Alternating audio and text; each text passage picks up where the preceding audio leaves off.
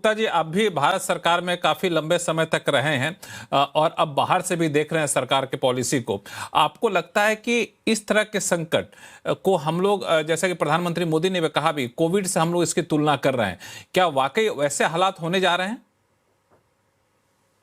वैसे हालात हो सकते हैं, होने जा रहे हैं। तो ऑफ कोर्स अगर आपको कोई आके बोलेगा कि ऐसा होने वाला है तो आप अपना वॉलेट को थोड़ा छुपा लीजिए, क्योंकि कोई भी ऐसा क्लेम नहीं कर सकता है।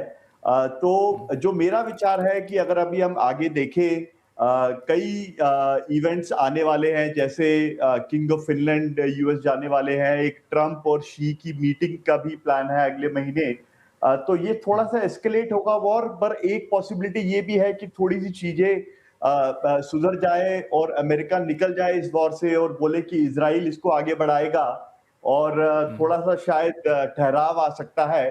तो उस सिचुएशन में ऑफ कोर्स इंडिया के लिए पॉजिटिव है, लेकिन इंडिया को बहुत जरूरी है कि डाइवर्सिफाई करे अपने सोर्सेज, रशिया और बाकी जगह देखे, और जो जो सोर्सेज, डोमेस्टिक सोर्सेज हैं इलेक्ट्रिसिटी जनरेशन के लिए, उनकी तरफ देखे। और लास्टली जो मास माइग्रेशन की मैं बात कर रहा था, उसको तो बहुत ही ध्यान से देखना पड़ेगा। हालांकि आपने बिल्कुल सही कहा कि कुछ चीजें ऐसी भी डेवलपमेंट हो रही हैं कि शायद पिछले दरवाजे से चीजों को सुधारने की कोशिश चली, जो अभी नरेश कौशिक साहब कह भी रहे थे। एम्बेसडर दयाल, मैं थोड़ा सा बेसिक सवाल पूछूं आपसे कि आपने कई बार हमारे ही शो में कहा है कि इस ईरान इजराइल वॉर में असली निशाना कहीं ना कहीं चीन भी था। तो चीन अब तक अपने आप को एक्सपोज होने से बचा रहा था कि मैंने हथियार नहीं दी जी, मैं खुलकर आलोचना नहीं करूंगा जी। लेकिन अब जब ट्रंप कह रहे हैं कि हम नाकेबंदी कर देंगे, और तब सबसे ज्यादा ऑयल का बायर जो है, तेल का खरीदार ईरान से चीन ही रहा है। अब चीन को जब तेल नहीं मिलेगा तो चीन के जो इकोनॉमी की रीढ़ है उस पर आप हमला कर रहे हैं। तो जानबूझकर अब चीन से आमना सामना कर रहे हैं, इस बात का मन बना लिया ट्रंप, ऐसा है क्या? देखिए, सबको पता है कि चीन ने ईरान की बहुत सहायता की और हथियार दिए और बहुत तरह की एडवांस टेक्नोलॉजी दी, जो कि इस युद्ध में ईरान ने इस्तेमाल किया। ईरान और चीन के जो संबंध हैं वो बहुत घनिष्ठ। चीन जो है वो ईरान का सबसे बड़ा ऑयल परचेजर है। अब पूरी तरह से चीन ने ये कोशिश की है कि ईरान पे जो ये हमले हो रहे हैं ये बंद किए जा सके। और देखिए, बहुत से संकेत हैं कि जो इस्लामाबाद में ये टॉक्स हुई, उसके पीछे चीन का हाथ था। चीन ने पाकिस्तान को इनकरेज किया था मीडिएट करने के लिए, मीडिएट कराया था, क्योंकि चीन नहीं चाहता कि ईरान का और इस तरह से नुकसान होता रहे। देखिए, कोई भी नहीं चाहता, सब लोग चाहते हैं कि ये युद्ध खत्म हो, लेकिन चीन के बहुत ज्यादा स्टेक्स है इसमें।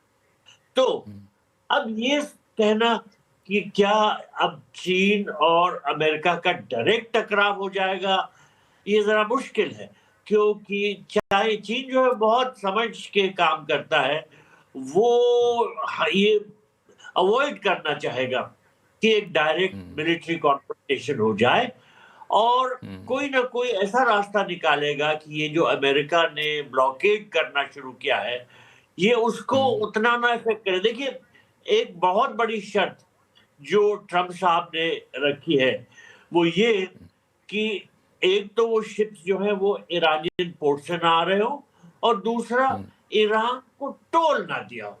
ईरान जो कह रहा है हमको $1 मिलियन या $2 मिलियन, दोनों ये रकम सुनने में आती है, हमको कोई भी जहाज स्ट्रेट ऑफ हॉर्मुज से गुजरने के लिए ये टोल दे। तो ट्रंप साहब ने कहा कि टोल दिया है तब आप पे हमला हो सकता है, आपको रोका जा सकता है।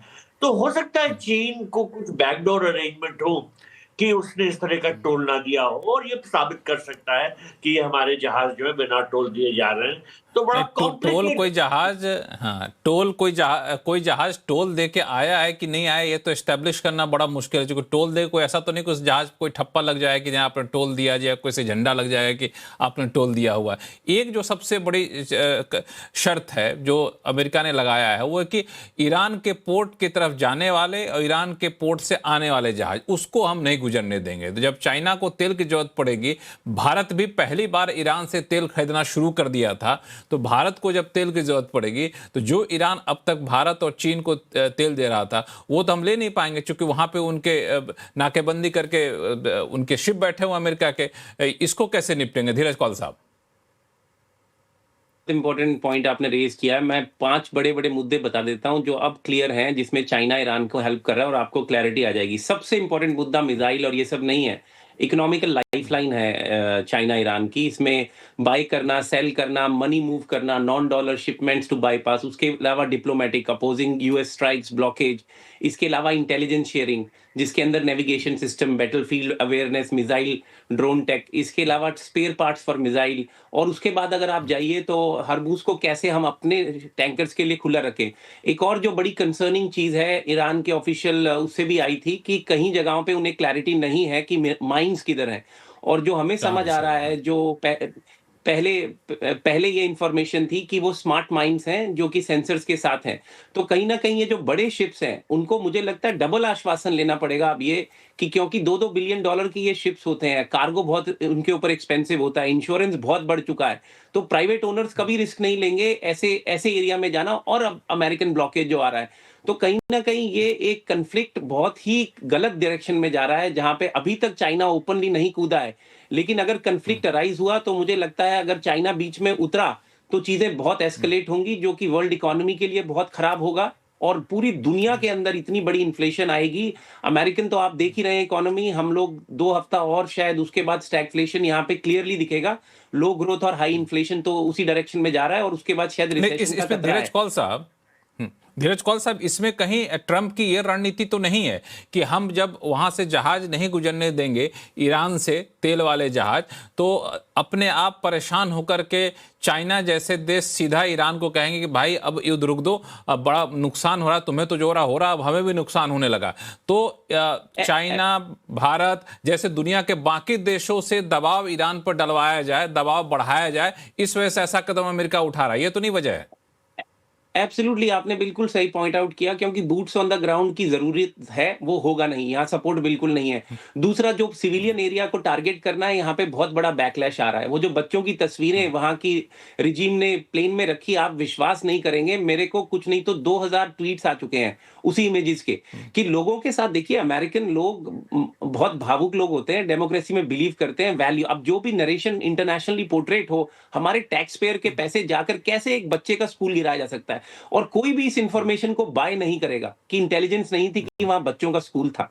तो वो कहीं ना कहीं गिल्ट पूरी अमेरिकन सोसाइटी के अंदर इस टाइम घूम रहा है। और जो हॉस्पिटल और नर्सेज, आपको कई रिपोर्ट्स भी आई होंगी, जो टारगेट हुए हैं इजराइल के द्वारा, उसके ऊपर भी बहुत बैकलैश है। हम लोग एक डेविल के जैसा दिखना नहीं चाहते दुनिया में।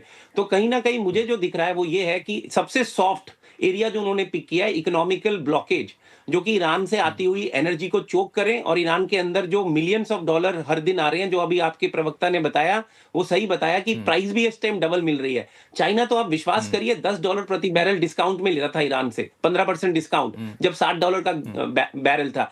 तो चाइना के ऊपर भी इससे मार पड़ेगी, क्योंकि चाइना की भी कीमत ऊपर जा रही है। लेकिन at the end of the day उन्होंने ये सोचा है कि क्या हम वायलेंस के अलावा कोई और तरीका ढूंढे जिससे ईरान खुद ही घुटनों पे आ जाए। तो वो उनको ये ऑक्सीजन की रग दिख रही है। लेकिन चाइना ने बैकडोर से क्रिप्टो को इस्तेमाल करते हुए, रशिया भी इसमें इन्वॉल्व है, फंडिंग कर रहा है। रशिया के पास पैसे नहीं है, चाइना के पास है। तो ये बहुत ही बैक एंड फोर्थ टसल चल रहा है। और इसमें जो सेन माइंड्स हैं, जो कि पीस लाना चाहें, उनकी मुझे इस टाइम लीडरशिप की बहुत वैक्यूम कमी दिख रही है। कोई इंटरनेशनल लीडर्स इस टाइम ऐसे है नहीं।